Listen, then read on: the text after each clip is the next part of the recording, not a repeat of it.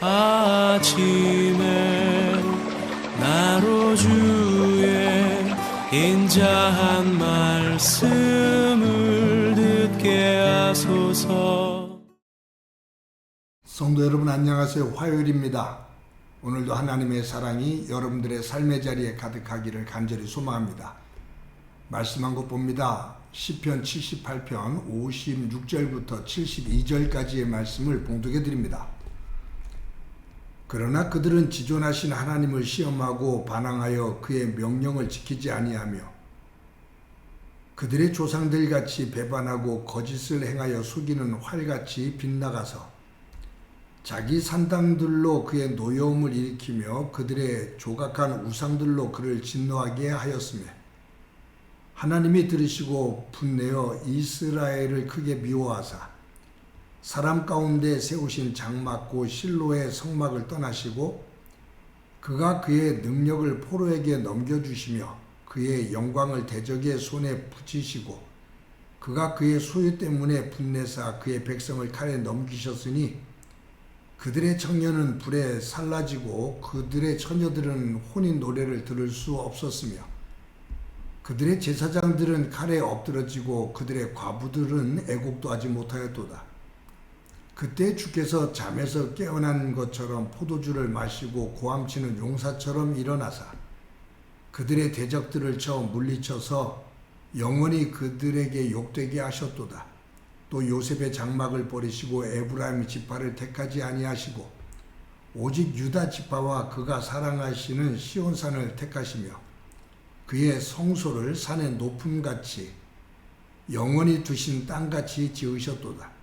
또 그의 종 다윗을 택하시되 양의 우리에서 취하시며 전양을 지키는 중에서 그를 이끌어내사 그의 백성인 야곱 그의 소유인 이스라엘을 기르게 하셨더니 이에 그가 그들을 자기 마음의 완전함으로 기르고 그의 손의 능숙함으로 그를 지도하였도다. 아멘. 어느 집에 시어머니와 며느리가 사이좋게 지냈습니다. 시어머니를 통해서 살림을 배운 며느리는 이제 살림을 도맡아서 잘 가정을 이끌었습니다. 살림을 배워서 이제 시어머니에 못지않게 살림을 잘 해나가는데 며느리 자신이 생각할 때 빨래하는 일에 있어서는 시어머니를 도저히 따라갈 수가 없었습니다. 왜냐하면 똑같이 빨래를 해서 널었는데 걷고 나면 시어머니가 빨래한 빨래는 아주 깨끗한 빛이 날 정도로 깨끗한데 자신이 한 빨래는 시어머니 빨래만큼 그렇게 깨끗하지 않거든요. 그래서 빨래하는 시어머니를 눈여겨보았습니다. 다른 무엇을 쓰는가? 무슨 비법이 있는가? 그런데 전혀 다른 재료를 쓰는 것도 없고 다른 비법이 없어요. 그냥 똑같이 물에 헹구고 비누로 씻고 그 과정이에요. 그래서 며느리가 항상 이상하다. 왜 시어머니 빨래는 저렇게 나보다 더 깨끗할까? 궁금했습니다. 근데 물어보고 싶었는데 물어봐도 별 묘책이 나오지를 않을 것 같아요. 그런데 이제 시어머니가 나이가 많아서 이제 곧 운명하게 됩니다. 그 운명하실 순간에 며느리가 궁금해서 어머니 빨래라고 물으려고 그래요. 그때 시어머니가 눈치를 채고 며느리에게 마지막으로 하는 말이 꼭 짜거라 라는 말이었습니다. 꼭 짜거라. 그런 것 같아요. 똑같이 빨래를 합니다. 그런데 꼭 짜지를 않으면 그 옷안에 빨래거리 안에 남아있는 물이 많으면 거기에는 노폐물이 남아있을 수밖에 없죠. 그 물을 꼭 짜면 비눗물도 남아있는 노폐물도 더 깨끗이 씻겨 내려가는 거죠. 꼭 짜거라.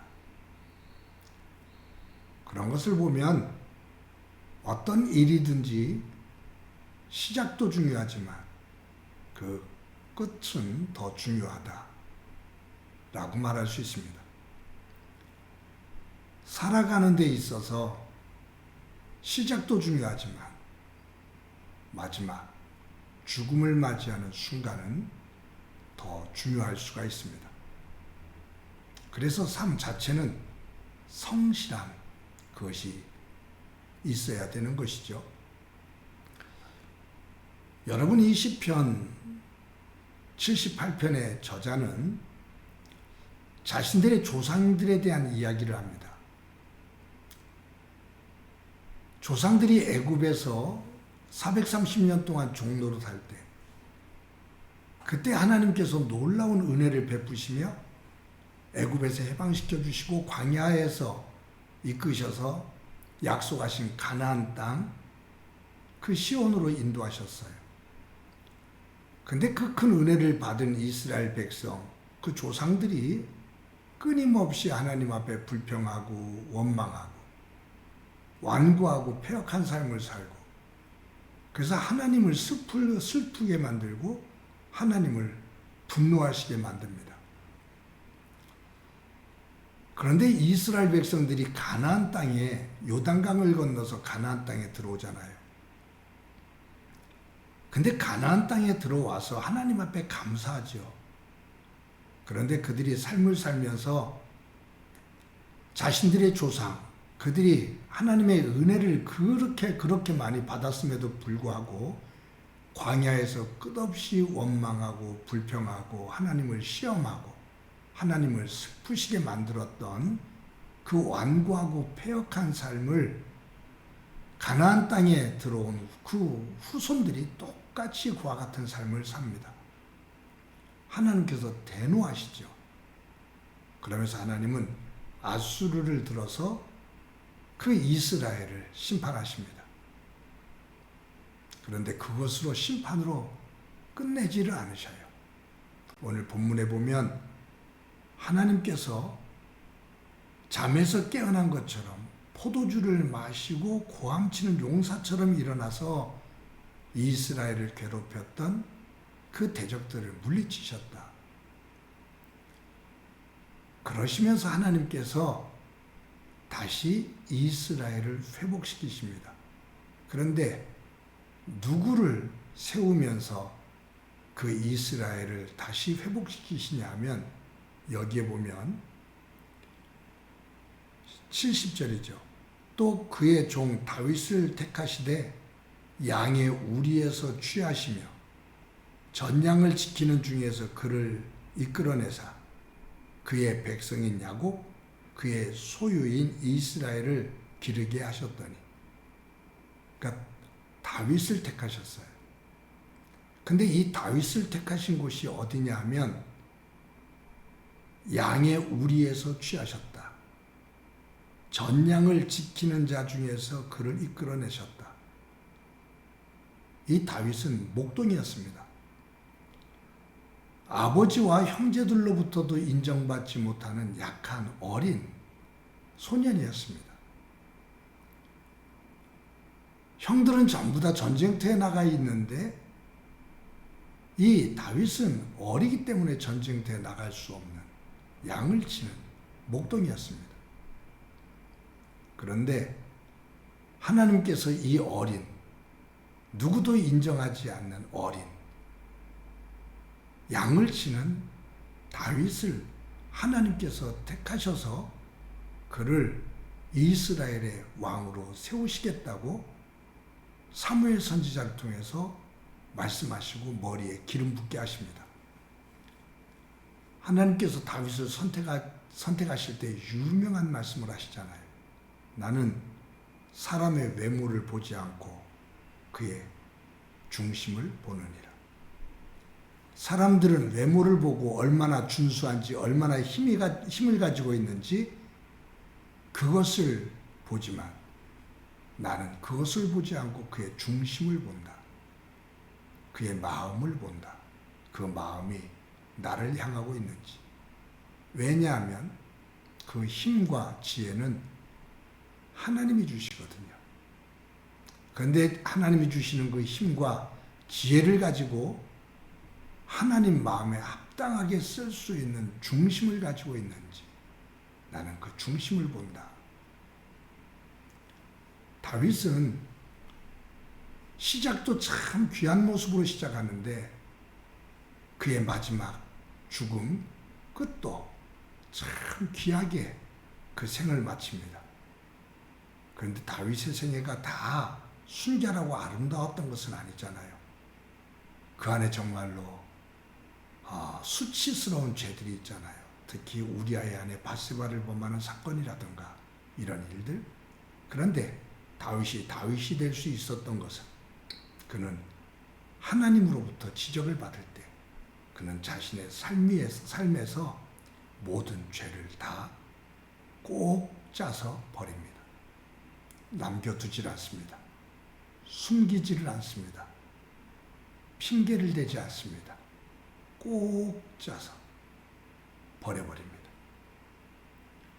하나님은 그런 다윗을 내 마음에 합한 자다 라고 말씀하십니다. 결국 하나님은 다윗을 다윗되게 만들어 주십니다.